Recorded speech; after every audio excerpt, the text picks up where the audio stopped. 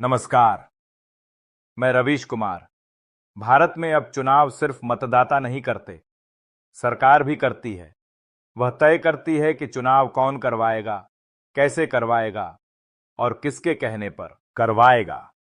अब खबर यह है कि कांग्रेस नेता राहुल गांधी और भारत के मुख्य न्यायाधीश जस्टिस वी.आर. गवाई की मुलाकात को लेकर अटकलें तेज हो गई हैं। कुछ लोग कह रहे हैं कि चुनाव आयोग को सरकारी गिरफ्त से छुड़ाने की एक हल्की सी कोशिश शुरू हो गई है, मगर सवाल यह नहीं है कि राहुल गांधी और जस्टिस गवाई मिले या नहीं। सवाल यह है कि क्या देश का चुनाव आयोग अब सरकार की शाखा बन गया है। सरकार ने एक ऐसा कानून बना डाला है जिसमें मुख्य चुनाव आयुक्त और चुनाव आयुक्तों की नियुक्ति वह खुद कर सकती है। विपक्ष को बस बैठकर तमाशा देखने की इजाजत है।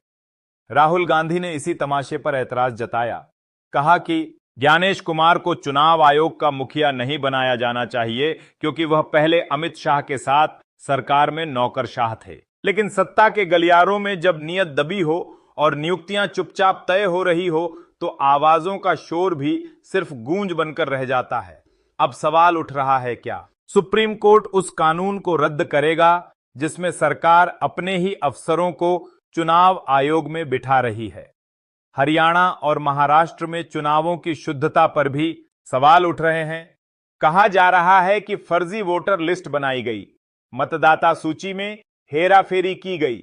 विपक्ष कह रहा है कि दोबारा चुनाव कराए जाएं और इसी बीच सुप्रीम कोर्ट के वकीलों ने मुख्य न्यायाधीश को चिट्ठी लिख दी है कि अब बहुत हो गया, चुनाव आयोग पर नकेल कसी जानी चाहिए, क्योंकि जब आयोग सरकार का भरोसेमंद बन जाए तो लोकतंत्र का भरोसा डोलने लगता है।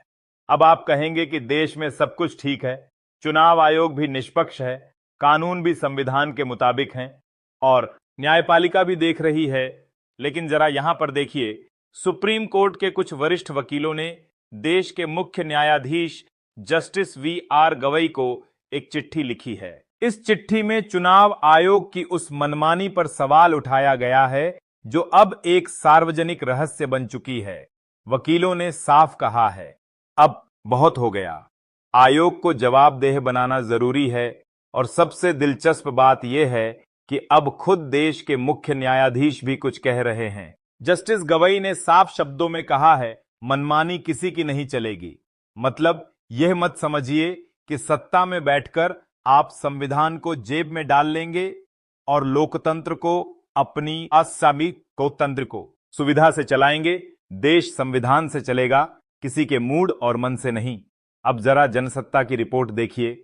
सीजीआई ने कहा कि न्यायिक समीक्षा, जुडिशियल रिव्यू कोई खेल नहीं है। इसका इस्तेमाल तभी होगा जब कोई कानून संविधान की मूल संरचना को तोड़े, मौलिक अधिकारों के खिलाफ जाए या पूरी तरह मनमाना और भेदभावपूर्ण हो। अब इसे क्या समझे, मतलब यह कि जो कानून आप अपनी सुविधा से बना रहे हैं, चुनाव आयोग की नियुक्तियों वाला कानून भी, अगर वह संविधान के बुनियादी ढांचे पर हमला कर रहे हैं तो वह कानून टिकेंगे नहीं।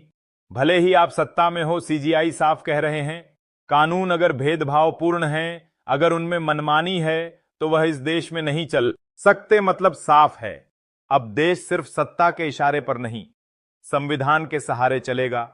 और चुनाव आयोग भी अब सवालों के घेरे में है, क्योंकि अगर वह सत्ता की तरफ वफादारी निभा रहा है तो वह लोकतंत्र से गद्दारी कर रहा है।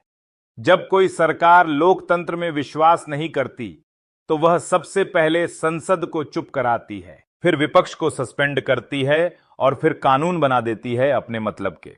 अब जरा देखिए, दिसंबर 2023 में मोदी सरकार एक बेहद अहम कानून लेकर आती है। मुख्य चुनाव आयुक्त और चुनाव आयुक्तों की नियुक्ति से जुड़ा कानून कैसे लाया गया। यह कानून एक दिन पहले ही संसद की कार्यवाही बंद कर दी जाती है। विपक्ष के 130 से ज्यादा सांसदों को निलंबित कर दिया जाता है। मतलब जब संसद में कोई सुनने वाला नहीं बचा, तब सरकार ने अपनी मर्जी का कानून पास कर लिया।